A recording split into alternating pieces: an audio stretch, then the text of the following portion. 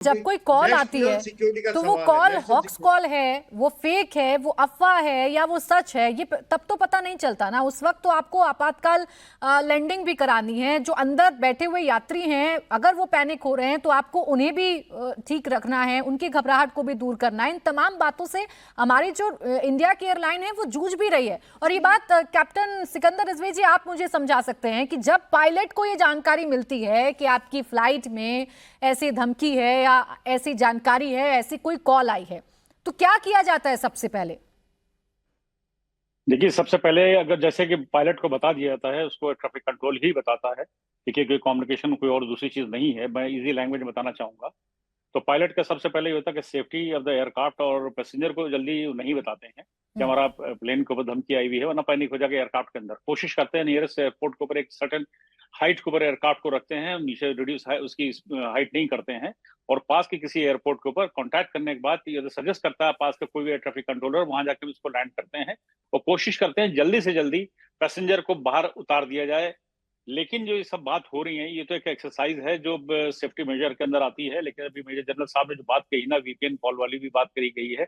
देखिए, इसके पीछे एक साजिश इस तरह की भी हो सकती है कि भारत को बदनाम करने की भी साजिश हो सकती है, नुकसान पहुंचाने की भी साजिश हो सकती है। लेकिन एक चीज तो ध्यान देने के लिए हमारी एजेंसियों के लिए है कि जो हॉक्स कॉल आ रही है, 10-10 कॉल आ रही है, एक एक कंपनी को आ रही है, यानी कि काफी आ रही है, सारे दिन आ रही है। ऐसा ना हो गड़बड़ हो जाए, इसी के अंदर हम थोड़ा सा लापरवाही कर जाए या जरा तो आ ही रही है। हो सकता है कि हमारे कारकुन ऐसे नहीं है। हम जानते हैं हमारे जो ग्राउंड स्टाफ हो, चाहे हमारे सिक्योरिटी स्टाफ हो, और जो हर एयरलाइंस का अपना एक सिक्योरिटी मैनुअल होती है, उसका प्रोसीजर वो अडॉप्ट करते हैं, उसको BCS, bureau of civil aviation security, उसको पास करती है।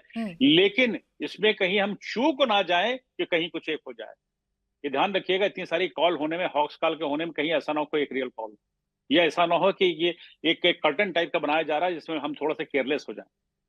दो चीजें हैं, एक तो ये डर है, दूसरा ये डर है कि साहब ये जो हमें बदनाम किया जा रहा है इंटरनेशनली कि साहब इनके जो है सेफ्टी है ही नहीं। ना जो ट्रेन, मेजर जनरल साहब ने जो बात की थी बिल्कुल सही की कि ट्रेन क्या, देखिए जगह जगह कहीं लोहा पाया जा रहा है, ये पाया जा रहा है, वो पाया जा रहा है, तो बदनाम करने की साजिश है। टूरिस्ट आना बंद हो जाए, लोगों का आना बंद हो जाए, ट्रेड बंद हो जाए, इसी तरह शुरुआत होती है। ये साजिशें तो हो रही हैं। देखिए, ये वीपीएन कॉल जो हो रही है, ये इंटरनेशनल कॉल हो सकती है, इंडिया में बैठ के भी हो सकती है। इसके पीछे साजिशें हो सकती हैं, हो रही हैं, और बहुत सारी एजेंसियां हैं, करती हैं। लोग बात करने में जरा सा थोड़ा सा हिचकिचाते हैं, मैं हिचकिचाता नहीं हूँ, क्योंकि आईएसआई की भी प्रैक्टिस ये रही है और कई ऐसी एजेंसीज की प्रैक्टिस रही है कि हमें भारत के अंदर नुकसान पहुंचाने की कोशिश की जाए।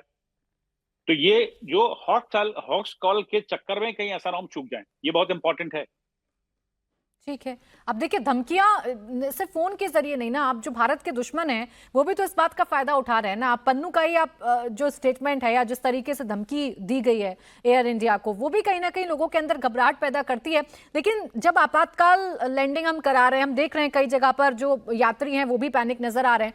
अब गौरव जी समझाइए जरा, ये दर्शकों को बड़ी आसान भाषा में आप समझाइएगा, क्योंकि वो फ्लाइट से ट्रेवल करते हैं, उनके जहन में सवाल होते हैं, डर पैदा हो जाता है उनके जहन में कि भाई हम फ्लाइट का टिकट कराएं भी या ना कराएं। ऐसा ना हो कि कोई कॉल आ जाए, हमारी आपात लैंडिंग करवाई जाए।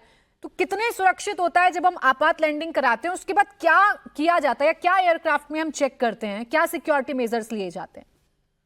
जी मैम, जैसे आपने पूछा मुझसे, मैं आपको इसके बारे में थोड़ा सा क्लैरिटी दूंगा। जैसे जहाज, हमें मालूम पड़ा कि इस पर्टिकुलर जहाज में एक बॉम्ब थ्रेट का कॉल है। देखिए, हर एक कॉल को हम एकदम सीरियसली ही ट्रीट करते हैं।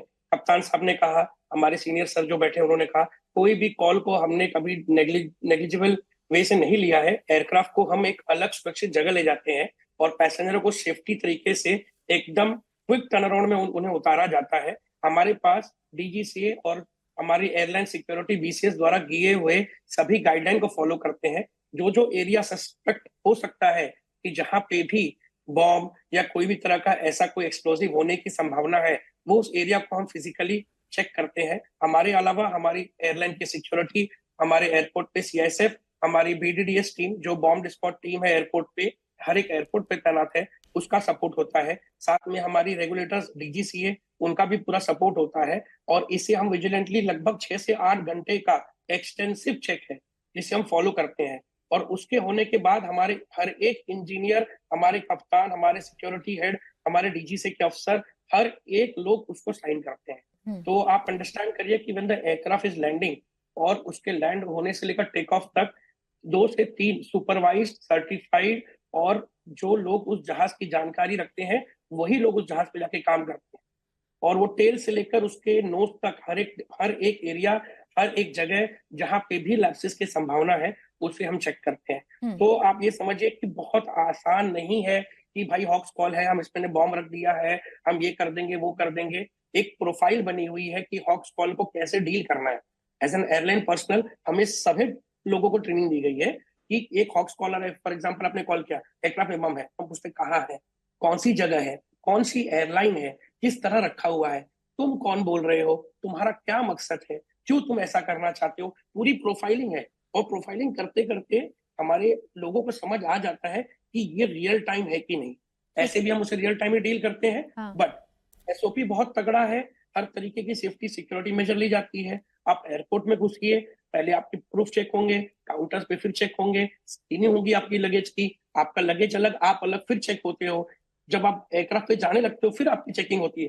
तो इतने लेवल ऑफ सिक्योरिटीज हैं कि lapses with in the system एकदम पॉसिबल नहीं है, मैं कहूंगा। और देखिए, दूसरी सर ने कहा देश की इमेज का बहुत बड़ा सवाल है।